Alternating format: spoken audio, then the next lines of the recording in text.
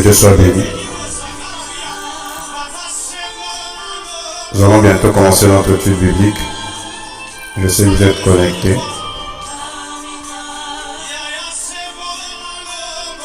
Pendant que nous sommes en train de chercher à connecter tous les ouvriers pour ces moments d'étude biblique, je salue tout le monde, que Dieu vous bénisse abondamment. Vous savez, ce sont des moments de bénédiction, ce sont des moments où Dieu va énormément nous faire du bien. Je crois fermement que c'est temps d'étude pas d'étude. Alors, si vous m'écoutez très bien, faites signe. Si vous ne m'écoutez pas, faites-moi aussi signe. Nous sommes connectés sur WhatsApp, nous sommes aussi connectés sur Facebook. Que Dieu nous fasse énormément grâce. Pendant que les autres se connectent sur notre groupe WhatsApp, nous disposons déjà avec nos Bibles.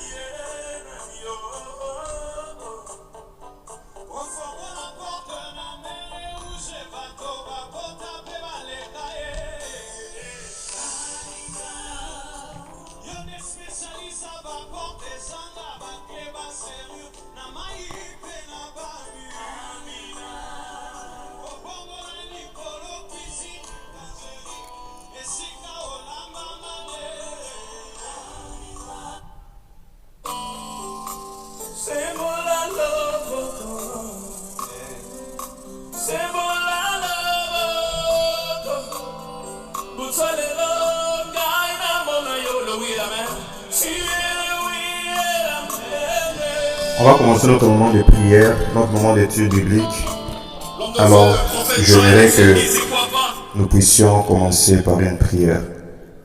Si vous êtes connectés, on va prier ensemble. Prions le Seigneur. Seigneur, merci.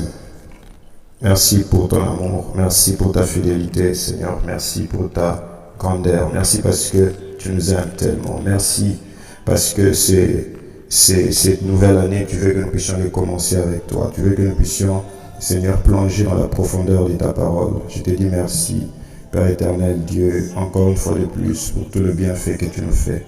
Nous sommes ensemble, Père éternel, te disons merci, merci. Seigneur, nous voulons ce matin, cette journée, Seigneur, apprendre encore dans ta parole. Nous voulons nous plonger, Seigneur, dans ta profondeur. Voilà pourquoi nous venons, Seigneur, inviter ton règne. Sois celui qui va nous parler, sois celui qui va guider, Seigneur, ces instants, sois celui qui va nous inspirer. Seigneur, tu dis dans ta parole, il envoya sa parole et sa parole est guérie. Cet après-midi, je crois que c'est les départs, Seigneur, les départs des grandes choses dans la vie d'une personne. Je crois que c'est le départ des grandes choses dans ces ministères où nous voulons tous, Père éternel Dieu, décortiquer ta parole en profondeur. C'est le départ au roi de gloire, de grandes dimensions. Je crois fermement, éternel Dieu, que tu as des projets de bonheur pour nous. C'est le départ, Seigneur Jésus-Christ, d'une percée surnaturelle comme tu l'as promis par le biais de ton serviteur, le pasteur Sylvain Lombé. C'est le départ, Père éternel Dieu, de la grandeur et de la percée. Voilà pourquoi je viens proclamer ensemble, Père éternel Dieu, avec tous les ouvriers de ces ministères, avec tous les serviteurs, cet après-midi, que tu commences de grandes choses avec nous. Père, nous te célébrons, nous te bénissons et nous invitons ton Esprit Saint au nom de Jésus. Est-ce que tu peux prier avec moi pendant que nous voulons commencer ces temps d'études bibliques? Est-ce que tu peux désirer le Saint-Esprit? J'aimerais que tu demandes la direction du Saint-Esprit. J'aimerais que tu dises au Saint-Esprit de te parler. J'aimerais que tu dises au Saint-Esprit de nous inspirer, de nous révéler réellement ce qu'il veut que nous puissions comprendre. Prions le Seigneur. Éternel Dieu de gloire, nous sommes là, ce matin, nous demandons ta sagesse, nous demandons ta direction, nous demandons, Père éternel Dieu, ton orientation. Éternel, commence encore ce matin à nous révéler ta pensée, à nous révéler, Père éternel, ce qui est caché. Tu dis dans ta parole, c'est que l'œil n'a pas entendu, l'oreille n'a pas vu, c'est que l'œil n'a pas vu, l'oreille n'a pas entendu, c'est ce que tu as réservé pour ceux qui te recherchent. Et cet après-midi éternel, je crois que tu as réservé de grandes choses pour nous. Voilà pourquoi je viens, Père éternel, Dieu, implorer ta direction, ta profondeur. Éternel, révèle-toi à nous. Éternel, révèle-toi encore ce matin. Révèle-nous encore des choses cachées. Révèle-nous encore d'autres dimensions, où nous ne manquerons pas, Seigneur Jésus-Christ, de te célébrer et de te proclamer. Nous ne manquerons pas, Seigneur Jésus-Christ, de témoigner ta grandeur. Voilà pourquoi nous disons, Saint-Esprit, gloire et louange à toi, Seigneur Jésus-Christ. Amen, amen. Amen, amen. Voilà, prends ta Bible avec moi. Vous voyez déjà, le thème est sur l'image, le thème est sur l'écran. Voilà, c'est notre première semaine aujourd'hui de lecture biblique. L'année a 52 semaines. N'hésite pas de me partager aussi ta pensée. Amen. Alors, si tu es connecté, prends ta Bible avec moi déjà dans les livres d'Exode 14. Exode 14, Exode 14. J'aimerais que nous puissions lire le chapitre entier. C'est un moment dédié à l'étude de la parole de Dieu. Pourquoi l'étude de la parole de Dieu? Il y a des moments où Dieu nous parle plus quand nous sommes connectés dans sa parole. Dieu a besoin de nous parler. Et à plusieurs manières, la meilleure façon de se laisser parler par Dieu, c'est dans sa parole. C'est de garder les yeux fixés sur la parole, de méditer cette parole. Et la plupart des fois, nous avons tendance à vouloir entendre d'abord cette parole des hommes. Mais ce matin, j'aimerais te dire que Dieu peut aussi te parler au travers de sa parole. Alors nous allons parcourir chaque lundi à 12 heures l'étude de la parole de Dieu. Nous avons 52 semaines. Tu auras l'opportunité peut-être de parcourir la Bible avec nous. N'hésite pas de mettre en commentaire ce que Dieu t'a dit. Ce moment d'étude biblique est lié aux affermissements. Donc, le texte que nous sélectionnons aujourd'hui sera lié aux affermissements et aux enseignements que nous donnons à l'église Gathering of the Firstborn Marshalltown. Amen. Donc, si tu es vraiment connecté, que Dieu te bénisse abondamment. Je souhaite que tu aies toujours ton bloc-notes parce que c'est un moment pour toi, c'est un moment pour approfondir la connaissance de la parole de Dieu. Et par la grâce de Dieu, je crois que Dieu va énormément nous faire du bien et nous parler au travers de toi. Vers des hommes qui vont être dans ces lives. Sans plus tarder, nous allons ouvrir notre Bible au livre de Genèse chapitre 14. Qu'est-ce que le livre de la Genèse chapitre 14 nous dit? Qu'est-ce que Genèse 14 nous dit? Je vais le lire avec toi. Lisons la parole de Dieu. Tu as les textes sur ton écran. Est-ce que tu le vois? Est-ce que tu as ta Bible? Nous allons lire les chapitres entiers. Nous allons lire tous ces chapitres et nous allons essayer de comprendre quelle est la pensée de Dieu. Déjà, le thème de ce chapitre, comme je l'ai dit, c'est la délivrance. Lisons la parole de Dieu. La Bible dit, l'Éternel parla à Moïse et dit, parle aux enfants d'Israël qu'ils se détournent et qu'ils campent devant Pi-Hahiroth, entre Migdol et la mer vis-à-vis des Baal-Tséphon. C'est en face de ce lieu que vous camperez près de la mer. Pharaon dit, des enfants d'Israël, ils se sont égarés. Amen. Pharaon dit, des enfants d'Israël, ils se sont égarés dans les pays, les déserts, les enferment. J'endurcirai leur cœur, j'endurcirai le cœur de Pharaon et il les poursuivra. Mais Pharaon et toute son armée à faire éclater ma gloire. Et les Égyptiens sauront que je suis l'Éternel. Et Israël firent ainsi. Le roi d'Égypte que le peuple avait pris la fuite. Alors le cœur de Pharaon et de celui de ses serviteurs furent changés à l'égard du peuple. Ils dirent: qu'avons-nous fait en laissant aller Israël dont nous aurons plus le service? Et Pharaon attela son char et il prit son peuple avec lui. Il prit 600 chars d'élite et tous les chars des combattants. L'Éternel endurcit le cœur de Pharaon, roi d'Égypte, et Pharaon poursuivit les enfants d'Israël. Dis avec moi: poursuivit les enfants d'Israël.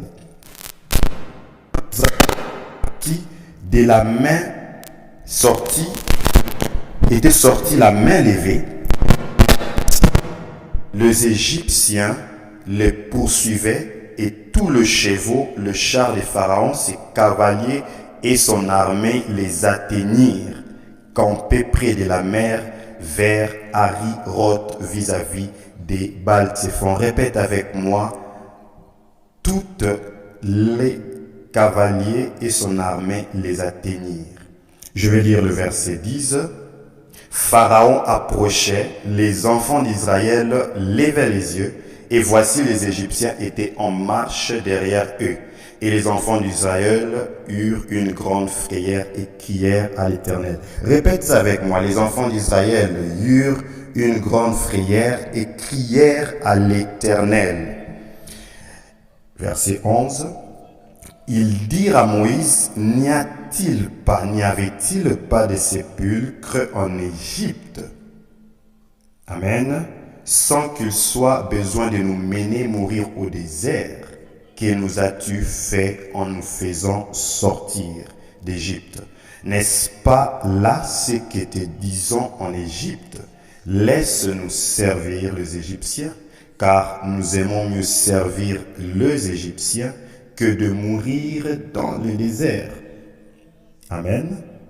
Moïse répondit donc au peuple: ne craignez rien, restez en place et regardez la délivrance que l'Éternel va vous accorder en ce jour. Répète avec moi: délivrance.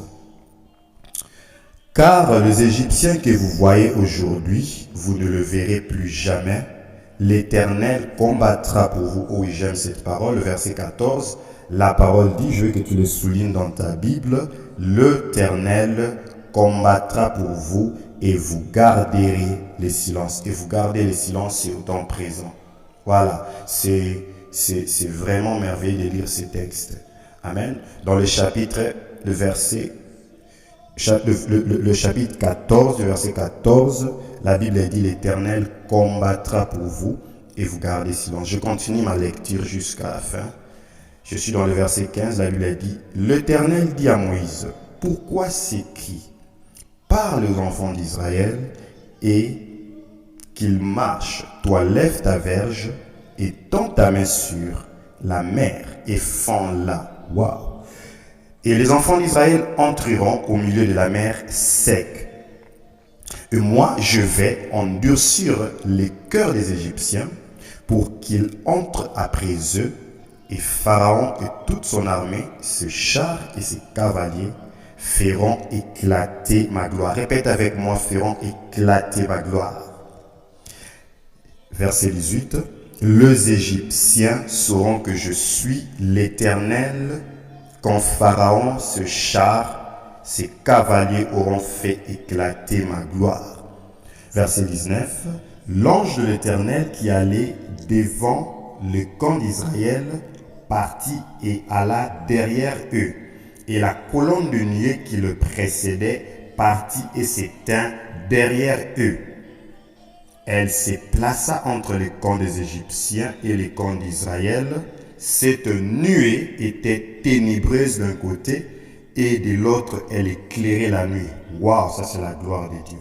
La Bible dit: et les deux camps n'approchèrent point l'un de l'autre pendant la nuit. Verset 21. Moïse étendit sa main sur la mer et l'Éternel refoula la mer par un vent d'Orient qui souffla avec impétuosité la nuit. Il mit la mer à sec et les eaux se fondirent. Verset 22. Les enfants d'Israël entrèrent au milieu de la mer à sec et les eaux formaient comme une muraille à leur droite et à leur gauche. Répète avec moi, une muraille à leur droite et à leur gauche. Que Dieu vous bénisse, vous qui êtes connectés avec moi sur WhatsApp. J'aimerais vous entendre. Papa José, tu es en ligne, j'aimerais vous entendre. Soyons ensemble, c'est une étude biblique que nous faisons aujourd'hui en live avec tous ceux que je suis. Vous êtes là? Ok, que Dieu vous bénisse. Je suis en train de lire le 24e verset. Alors n'hésitez pas aussi, pendant que nous allons faire cette étude, partager, parce que peut-être quelqu'un sera béni par ton commentaire, par mon commentaire. N'hésitons pas de partager, de le dire, ce que Dieu te révèle. Voilà, je vais lire les 7 derniers versets. Je suis déjà au verset 24. La Bible dit, à la veille du matin, l'Éternel de la colonne de feu et de nuit regarda les camps des Égyptiens. Il ôta les roues de leurs chars et en rendit la marche difficile. Waouh! Les Égyptiens dirent alors, fuyons devant Israël, car l'Éternel combat pour lui contre les Égyptiens. Répète avec moi, l'Éternel combat pour lui contre les Égyptiens. L'Éternel dit à Moïse, étends ta main sur la mer, et les eaux reviendront sur les Égyptiens, sur leurs chars et sur leurs cavaliers. Moïse étendit sa main sur la mer, et vers les matins, la mer reprit son impétuosité, et les Égyptiens s'enfuirent à son approche. Mais l'Éternel précipita les Égyptiens au milieu de la mer. La Bible dit dans le verset 28, les eaux revinrent et couvrirent le char, le cavalier et toute l'armée de Pharaon qui était entrée dans la mer après les enfants d'Israël. La Bible dit, et il n'en échappa pas un seul. Mais les enfants d'Israël, verset 29, marchaient à sec au milieu de la mer, et les eaux formaient comme une muraille à leur droite et à leur gauche. Répète avec moi ces derniers versets 30 et 31. Il a dit, en ces jours, l'Éternel délivra Israël de la main des Égyptiens, et Israël vit sur le rivage de la mer les Égyptiens qui étaient morts. Israël vit la puissance de l'Éternel, avait dirigé contre les Égyptiens, et le peuple craignirent l'Éternel, et il crut en l'Éternel et en Moïse son serviteur. Parole du Seigneur, acclame très fort le Seigneur. Que Dieu te bénisse. Alors, notre étude est basée sur Exode 14. Ce passage merveilleux, tu as ta Bible, tu as ton bloc-notes. Déjà, il y a quelques questions qu'il faut se faire, qu'il faut se poser quand on étudie la parole de Dieu. De qui ou de quoi parle ce passage? C'est la première question que je vais poser dans mon étude biblique. Si tu peux les poser en commentaire, de qui ou de quoi parle ces passages? De qui ou de quoi parle ces passages? Déjà, ces passages parlent d'un peuple d'Israël. Ce passage parle de Dieu. Ce passage parle de la délivrance. Donc, de qui parle ce passage? Ce passage parle exactement d'Israël, d'un peuple. Il parle du Pharaon. Il y a des personnages dans ce passage. Ce passage nous parle de Dieu. Le contexte d'Israël, Israël se retrouve déjà esclave en Égypte pendant 400 ans. Nous connaissons bien cette histoire. Israël se retrouve esclave pendant 400 ans. De qui ou de quoi parle? Je vais les mettre en commentaire. De qui ou de quoi parle ces passages. Voilà. Je disais qu'Israël se retrouve pendant 400 ans esclave en Égypte. Israël se retrouve en Égypte pendant que Joseph était envoyé en exil, apporta la délivrance en Israël. La Bible nous dit que les enfants d'Israël étaient premièrement partis en Égypte comme pour trouver secours. Et les années s'écoulèrent après que Joseph les avait ouvert cette porte en Égypte. Le pharaon qui vint après ne savait plus que les enfants d'Israël étaient autrefois la descendance de Joseph. Et vu que les enfants d'Israël avaient vraiment occuper les territoires et ils se sont multipliés, ils étaient devenus nombreux. Cela avait fait peur le pharaon de l'époque. Alors il a décidé d'assujettir Israël. Répète avec moi, assujettir Israël. Et nous nous retrouvons dans le chapitre 14 que après tout ce moment, l'Éternel décide d'envoyer un homme et cet homme c'est Moïse. Amen. Nous savons que Dieu a utilisé Moïse pour délivrer Israël. Il s'est passé beaucoup de choses. C'était une étape de 12 plaies. Mais l'étude de cet après-midi est basée sur la délivrance et la traversée de la mer Rouge. Voilà. Dans ces passages, il s'agit de Pharaon, de Moïse et d'Israël. Israël qui est prêt à traverser la mer Rouge et Pharaon qui s'est dit, mais qu'ai-je fait pour leur laisser partir? Amen, amen. Alors, dans ces passages, nous voyons que malgré la pression que Pharaon avait prise, il n'a pas décidé de s'arrêter là. Il décide de poursuivre Israël parce qu'il a dû croire qu'Israël était limité devant la mer Rouge. Répète avec moi, limité devant la mer Rouge. Amen. Il y a des moments où nous sommes aussi en face de la mer Rouge. Or, la mer Rouge est le symbole final de notre délivrance. Je vais continuer cette étude.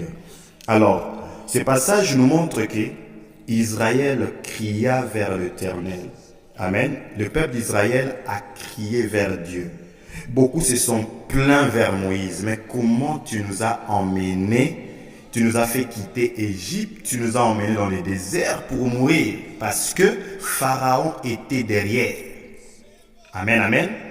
Il ne faut pas oublier que quand je parle de délivrance, dans la vie chrétienne, notre délivrance est venue par Jésus. Moïse représente Jésus. Voilà pourquoi j'ai dit dès le départ, cette étude va nous permettre à comprendre les affermissements parce que l'exemple d'Israël, c'est en fait l'exemple de la délivrance de l'Église. Puisque quand la Bible dit ces choses leur sont arrivées pour vous servir d'exemple. Quand on parle de la délivrance de la mer Rouge, quand on parle de la mer Rouge et de comment Dieu a libéré Israël, cela représente exactement la délivrance que Dieu a fait pour nous au travers de Jésus-Christ. Amen. Regardez ce que Dieu fait. Les enfants d'Israël représentent l'Église, le chrétien. Les enfants d'Israël représentent toi et moi, qui autrefois étaient esclaves de Pharaon. Pharaon représente en fait le diable et son armée. Amen. Égypte représente la vie ancienne, le passé, le péché, les mondes. La mer Rouge, le sang, représente le prix, Jésus, le chemin par lequel nous avons reçu notre délivrance. Regarde cette merveilleuse révélation que Dieu nous donne au travers d'Exode 14. La Bible dit que cette délivrance n'était pas facile. Cela nécessitait la foi. Qu'est-ce que Dieu veut t'enseigner ce matin au travers de Moïse, d'Israël et d'Égypte? Y a-t-il un exemple à suivre dans cette étude biblique? Oui. Y a-t-il des exemples à ne pas suivre? Oui. Ce sont des questions que je me pose toujours dans une étude biblique. Premièrement, de qui ou de quoi parlent ces passages? Je dis, ces passages parlent d'Israël. Israël représente l'Église aujourd'hui. Ça te représente, ça me représente. J'ai dit, ces passages parlent de Pharaon. Pharaon qui représente les diables. J'ai dit que ce passage parle de l'Égypte qui représente les mondes et de la délivrance. Mais s'il y a des exemples à suivre, premièrement, je vais marteler des exemples à ne pas suivre. Je vois qu'Israël, devant cette grande délivrance, ils oublient comment Dieu a frappé le pharaon de plaie. Israël commence à crier. La Bible dit qu'Israël commence à pleurer. Et ce qui m'étonne, ils ont même dit à Moïse, dans le verset 12, je vais le lire avec vous, n'est-ce pas là ce que nous te disons en Égypte, laisse-nous servir les Égyptiens, car nous aimons mieux servir les Égyptiens que de mourir dans le désert. Waouh! Vous savez, la délivrance est un combat. Ce qu'il faut déjà comprendre en tant qu'enfant de Dieu, la délivrance est un combat.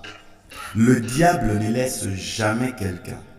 Je me rappelle au Congo, quand on faisait le service de délivrance, il y avait tellement de répliques sérieuses. Si tu n'es pas assis dans la foi, tu vas avoir peur. Nous avons dû commencer un service d'une sœur. Alors, pendant le service, l'esprit réplique, il dit, je ne veux même pas quitter cette fille, elle m'appartient. Et puis, il répond à celui qui faisait le service, toi, tu es qui, je te connais bien. Et il lui rappelle son péché. Vous voyez que la délivrance, c'est quelque chose qu'il faut vraiment considérer sérieusement et avoir la foi. Israël est secoué de voir que le Pharaon le suit. Crois-moi, les jours où tu as accepté Jésus-Christ, tu as remarqué que c'est les jours où beaucoup de combats sont venus dans ta vie. Beaucoup de tempêtes se sont augmentées parce que Pharaon ne te laissera jamais quitter l'Égypte.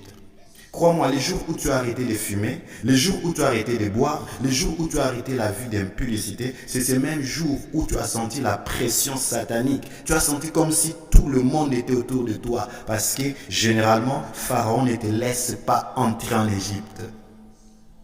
Pharaon poursuit Israël. L'exemple à ne pas suivre, c'est ce qu'Israël a manifesté. Le peuple réclame des rentrées. Bien aimé dans le Seigneur, il ne faut jamais commettre l'erreur de rentrer dans une vie sur laquelle l'Éternel t'a délivré. Si tu m'entends, ne rentrez jamais dans le passé. Ne rentrez jamais dans la drogue. Ne rentrez jamais dans l'iniquité. Ne rentrez jamais dans l'alcoolisme. Ne rentrez jamais dans un péché que Dieu t'a délivré. Amen. Est-ce que nous sommes ensemble? Que Dieu te bénisse, Papa José. Alors, dans cette étude, je vois que Dieu se révèle à Israël. La Bible dit, l'Éternel parla à Israël. L'Éternel a dit à Israël une chose. Tu vas lever tes mains, tu vas étendre ton bâton et la mer va s'effondrer. Je vais un peu prendre une pause là. Je ne sais pas si déjà à ce point, Papa José, Maman Sarah, vous tous qui êtes connectés, vous avez déjà, dans cet extrait, vous avez vu une révélation de la part du Seigneur. Je ne sais pas. Il y a beaucoup de révélations dans ces textes. Les gens qui sont en ligne nous entendent, nous regardent. Je ne sais pas qu'est-ce qu'on peut leur dire de ces passages. C'est tellement riche, Papa. N'est-ce pas, Papa José? Je ne sais pas déjà qu'est-ce que toi tu peux dire, parce que je suis sur Facebook et toi tu es avec moi sur WhatsApp, nous sommes là avec les ouvriers. Qu'est-ce qu'on peut dire? Qu'est-ce que tu peux ajouter déjà dans cet extrait avant que je continue à partager la pensée du Seigneur dans cette étude biblique? Non, vous pouvez continuer, donc je suis en train de réfléchir là. Ok. Que Dieu te bénisse abondamment. Que Dieu te bénisse. Je crois que nous sommes ensemble. Cette étude va nous enrichir. J'aimerais que quand nous allons rentrer chez nous après ce live, prenez encore le temps de les lire et de dire à Dieu qu'est-ce qu'il veut nous révéler. Voilà, la Bible dit que l'Éternel dit à Moïse, pourquoi s'écrit, parle aux enfants d'Israël et qu'ils marchent. Toi, lève ta verge et tends ta main sur la mer. Il n'y a rien d'impossible, bien-aimé, que Dieu ne peut pas faire dans ta vie. Il n'y a rien qui est impossible devant Dieu. Écoute, Dieu est capable de te délivrer. Dieu est capable de te restaurer. Je parle à quelqu'un ce matin qui a perdu espoir. Écoute, Dieu est capable de te délivrer de Pharaon. Peu importe ce qui t'a retenu, Dieu est capable de te restaurer. Israël s'était dit que c'est impossible. Écoute, il y a des moments dans la vie, circonstances, les sous-sous, comme je l'ai dit, certaines circonstances peuvent nous faire dire que, en tout cas, ici, l'Iponanga. La mer Rouge représente beaucoup de choses, beaucoup de limitations. Amen. Je vois Papa Martin, Maman Zina qui sont connectés. Nous sommes en train de faire l'étude biblique dans Exode 14. Exode 14, tout le chapitre, on a commencé et voilà, nous sommes là. Je disais ceci, la mer Rouge représente beaucoup de choses. Bien-aimés, la mer Rouge représente en premier nos péchés, représente en premier nos limitations, représente la barrière. La mer Rouge doit se séparer. La mer Rouge représente la condamnation. Israël devait traverser la mer Rouge. Amen, amen. Il y a beaucoup de révélations. Mais il fallait que Moïse lève sa main. Pourquoi sa main fallait que Moïse prenne et fend les bâtons? Amen. Cela représente l'autorité que Dieu avait donnée à Moïse. Amen, amen. Il y a beaucoup de révélations dans ces passages. Et nous voyons que après que Moïse élève sa main, la mer Rouge se divise en deux. Et la Bible dit qu'Israël traversa la mer à sec. Mais avant ça, l'Éternel s'est décidé de mettre une nuée pour semer la confusion entre Israël et Égypte. Une nuée séparait Israël et les pharaons et ses cavaliers. Amen, amen. Quelle révélation il y a là-dedans? Donc, je comprends que Dieu n'abandonne jamais. Quand Dieu commence quelque chose dans la vie d'une personne, quand Dieu commence les processus de la délivrance dans la vie d'une personne, il n'abandonne jamais. De la même manière, la délivrance d'Israël était un processus. De la même manière, notre délivrance a toujours été un processus. Je vais le dire ce matin. La délivrance est un processus. Ça a commencé par le plaie. Moïse a frappé l'Égypte, le plaie, le pharaon, le peuple. Mais nous voyons que le pharaon a résisté. Et même devant la mer Rouge, le pharaon a résisté. Donc j'ai compris que c'est un affrontement et c'est un processus d'affrontement. Quand nous sommes dans le processus de la délivrance, il faut comprendre qu'il faut avoir la foi. Amen, amen. Et il faut avoir l'autorité. Il faut continuer à compter sur Dieu. Nous sommes en 2022. Amen. Nous avons de part et d'autre bénéficié de la délivrance de Dieu. Cette délivrance dans notre vie, cette délivrance dans notre famille est un processus. Peut-être que cette délivrance n'est pas encore finie. Peut-être que nous sommes en train de combattre contre certaines choses, l'armée de l'ennemi. Mais laisse-moi te dire ce matin que Dieu ne s'arrête jamais quand il commence un processus avec toi. Dieu va emmener ta délivrance jusqu'à ce qu'elle soit totale. Amen.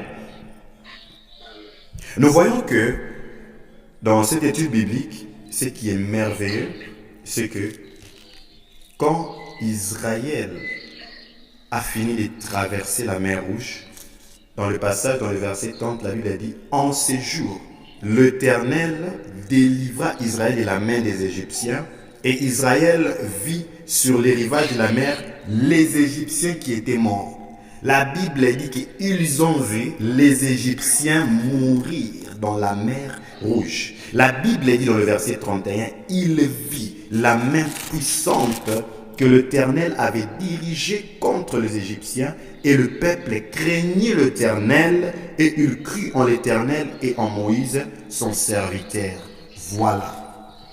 Alors, s'il y a un exemple à suivre, s'il y a de révélations à saisir, je vais dire cet après-midi que nous avons été délivrés par Jésus. Il nous a sortis d'Égypte. Si tu es celui qui a reçu Jésus dans ta vie, si tu as accepté Jésus dans ta vie, ce matin je t'ai dit, il a opéré une délivrance similaire à celle des Égyptiens. Est-ce que quelqu'un m'entend cet après-midi? Papa José, maman Zizina, ce que je vais te dire au travers de cette étude, c'est que l'exemple d'Israël nous montre réellement que c'est ce que Dieu a fait pour nous au travers de Jésus. Ce que Dieu a fait pour nous au travers de Jésus, c'est de nous sortir du monde. Il a séparé la mer Rouge, il a dépouillé les dominations. Amen. La Bible dit qu'il les a livrés en spectacle. Quand j'applique cette parole, je l'applique même pour les jeunes, c'est ce qui s'est passé. Il les a livrés en spectacle. Et cet après-midi, si Dieu t'a un jour sorti du monde, Qu'est-ce que Dieu ne peut pas faire pour toi? Ce qui veut dire que la délivrance, c'est sortir du monde et commencer une nouvelle histoire avec Dieu. Exode 14 veut nous montrer une chose cet après-midi. Que nous ne sommes plus censés rentrer en Égypte. Est-ce que tu peux dire à quelqu'un, ne rentrez plus en Égypte? Ça c'est 2022. Ne rentrez plus en Égypte. Le Dieu d'Israël nous a délivrés. Le Dieu du ciel nous a sortis du monde. Il nous a sortis de certaines choses. Il nous a sortis des mauvaises choses. Il nous a sortis de la sorcellerie. Il nous a sortis des envoûtements. Et cet après-midi, au travers de cette étude, j'aimerais inviter une personne qui n'a jamais reçu Jésus dans sa vie à les recevoir. Pourquoi? Parce que Moïse, dans ces passages, représente Jésus. C'est lui qui a opéré la délivrance. C'est lui qui avait les bâtons. S'il n'avait pas levé les bâtons, mais ta vie ne serait pas changée. Qui a compris cela? Moïse, dans ces passages, est le type de Jésus-Christ, qui est venu avec autorité et qui a élevé sa main pour que toi tu sois sauvé. La Bible dit qu'il a payé les prix. C'est par ses meurtrissures que nous sommes sauvés. Il a opéré une grande délivrance pour nous. Et il a fait pour toujours. Amen. Et c'est ce que Dieu a fait pour Israël aujourd'hui. Ce passage a beaucoup à nous révéler. Nous sommes à la fin et nous voulons prier. Qu'est-ce que tu peux dire à Dieu au travers de cette étude biblique? J'aimerais que tu prennes le temps, Yomoko, Ozongindaku, que tu étudies toute cette semaine. On s'est dit que nous voulons entendre Dieu nous parler. Nous voulons écouter Dieu. Pour écouter Dieu, c'est au travers de sa parole. Oh, quelle révélation merveilleuse, la délivrance de Dieu. J'aimerais que nous puissions prier ces peu de minutes qui nous restent et dire à Dieu de marcher avec nous. Nous allons d'abord commencer par dire merci. Dis à Dieu merci. Parce qu'un jour, il t'a sorti d'Égypte et il t'a emmené avec lui dans la terre promise. Commence à dire à Dieu merci parce que tu as vécu sa délivrance au travers de Jésus-Christ. Prions ensemble le Seigneur.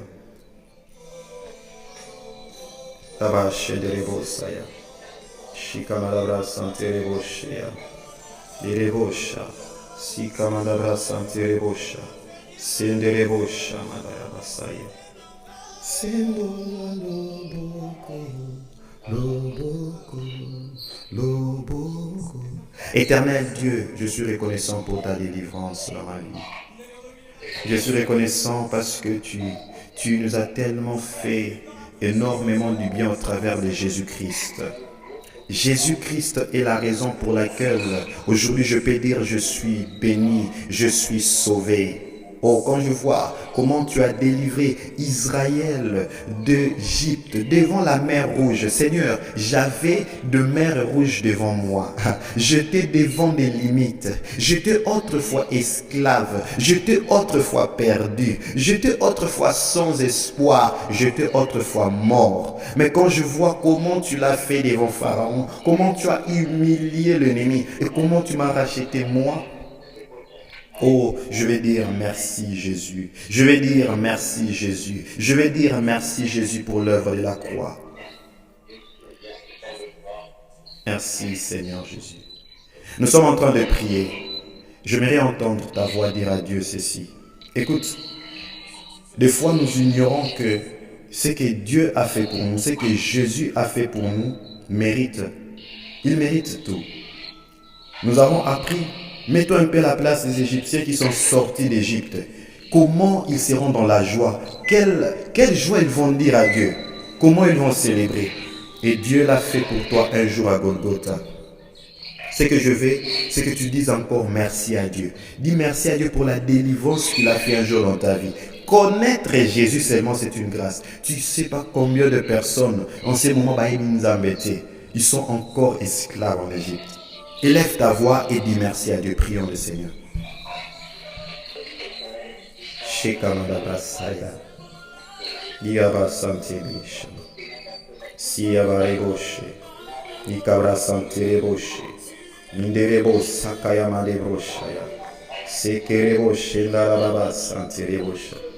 Shikamalabra Santereboshaya. Nous t'élèvons Jésus, nous t'élèvons Jésus, nous t'élèvons Jésus, nous t'élèvons Jésus, nous t'élèvons Jésus, nous t'élèvons Jésus. Je te dis merci pour l'œuvre de la croix. Je te dis merci pour l'œuvre de la croix dans ma vie. Oh, je dis merci parce qu'un jour je suis sorti d'Égypte.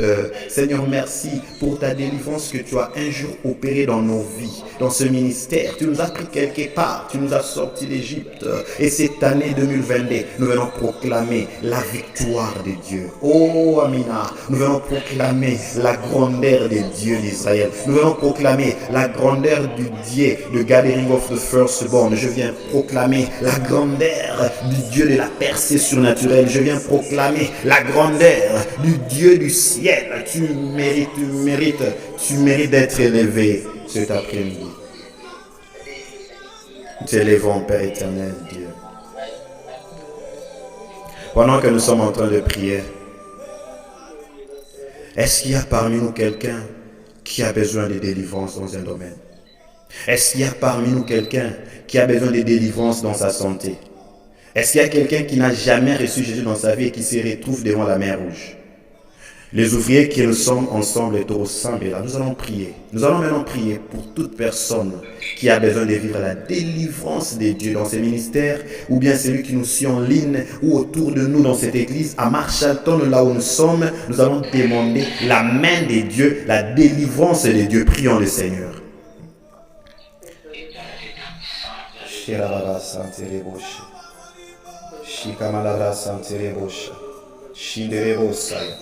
Éternel Dieu, nous venons te prier et te recommander cet après-midi, ces personnes, ces hommes et ces femmes qui sont connectés de part et d'autre qui ont besoin de la main de Dieu. Oh, ce matin, en tant que serviteur de Dieu, je prie là où tu es, que 2022 soit une année de délivrance pour ta famille et pour ta vie. Je le déclare maintenant dans le nom de Jésus, que tu puisses vivre la délivrance de Dieu, que la délivrance de Dieu entre dans ta famille.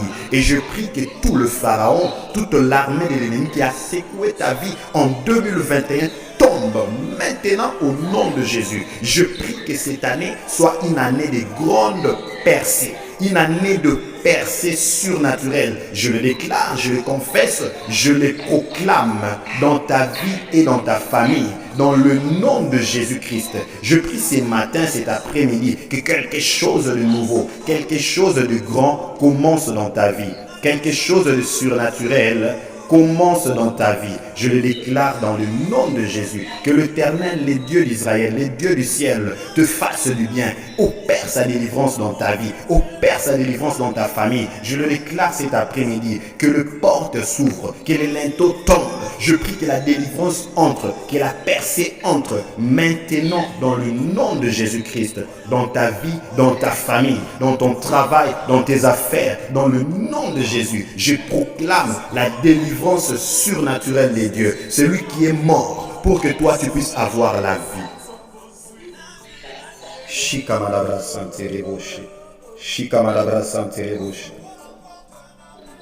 Alors ensemble avec moi, il y a beaucoup de personnes que Dieu va faire du bien au travers de ces études bibliques. Nous allons demander à Dieu que Dieu bénisse. C'est une nouvelle année. Nous l'avons déclaré, comme vous le voyez sur les écrans, une année de percée surnaturelle. Je bénis le Seigneur pour notre Père, le pasteur Sylvain Lombe, qui a eu cette révélation merveilleuse. Cette année est une année de percée surnaturelle. De la même manière, Dieu nous a sortis d'Égypte. Nous allons dire à Dieu que nous voulons entrer en possession de ce qu'il a prévu pour nous à Cana. Nous voulons conquérir. Moi, je l'ai dit, une percée, c'est une conquête. Une percée, c'est une ouverture. Une percée, c'est une démarcation, une distinction. Tu vas déclarer cela dans ta vie. Tu vas déclarer cela dans ta famille. Prions le Seigneur. Je déclare, Père éternel, Dieu la percée. Je déclare la percée je déclare la percée, je déclare la percée, je déclare la percée surnaturelle dans ma vie, dans ma famille, dans ce ministère. Je déclare la percée surnaturelle, Père éternel Dieu, dans la vie d'un homme, dans la vie d'une femme connectée ce matin. Je déclare la percée surnaturelle dans le nom de Jésus. Je déclare la percée surnaturelle dans ta famille ce matin. Je déclare la percée surnaturelle. Je proclame la percée surnaturelle. Que la main de Dieu soit à l'œuvre maintenant dans le famille. Cette année, je la déclare une année de démarcation, de distinction, de percée surnaturelle. Seigneur, une percée surnaturelle, c'est une distinction extrême, surnaturelle, une distinction, une démarcation, Père éternel Dieu. Là où les hommes, Père éternel, n'ont pas pu, là où les hommes ont échoué, c'est là que toi, tu veux nous bénir. Et je déclare, Seigneur, une démarcation surnaturelle. Je le proclame, je le confesse dans le nom de Jésus. Je le confesse dans la vie d'une personne, je le confesse dans ses ministères, dans la vie des ouvriers. Je le proclame dans nos vies au nom de Jésus-Christ.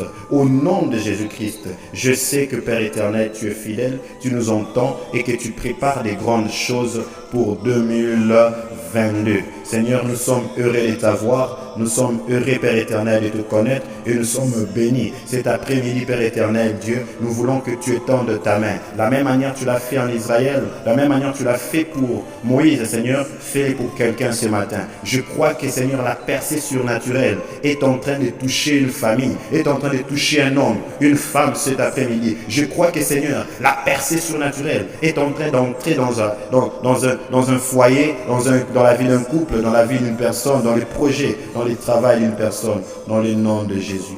Je le déclare et je le confesse, Seigneur. Marche avec nous. Marche avec nous. Marche avec nous. Marche avec nous. Accompagne-nous. Que Dieu soit béni. Nous sommes arrivés à la fin de notre programme. Est-ce que tu peux bénir cette semaine? Est-ce que tu peux bénir encore nos programmes de culte? Tu peux bénir ces ministères? Dis à Dieu de continuer à nous utiliser. Nous voulons être une bénédiction à Marchaton, pas seulement à Marchaton. Pendant que je parle, je crois qu'il y a des gens qui nous suivent partout, pas seulement à Marchaton, aux États-Unis d'Amérique, en Europe. Et il y a des gens qui vont peut-être nous suivre plus tard au Congo, en Afrique. Nous allons demander à Dieu de bénir cette semaine et de continuer à faire de nous de sources de bénédiction. Dis à Dieu, si tu es là, je vois Papa Martin, Maman Zizi là, dis à Dieu, fais de moi une source de bénédiction pour que de milliers de vies qui sont autour de nous soient sauvées au travers de ces moments de partage d'études bibliques. Prions le Seigneur. Éternel Dieu, merci d'avoir commencé avec nous. Merci d'avoir commencé avec nous ce moment. Nous sommes à la fin de ce programme merveilleux. Nous avons fait un pas sur le 52 pas qui nous reste, sur le 52 semaines qui nous restent dans 2022. Seigneur, continue avec nous. Qu'au travers de ce moment, tu puisses bénir les hommes et les femmes, bénir les vies. Je prie, Seigneur, que tu bénis cette semaine, bénis ces ministères, bénis tes serviteurs, bénis tous les ouvriers.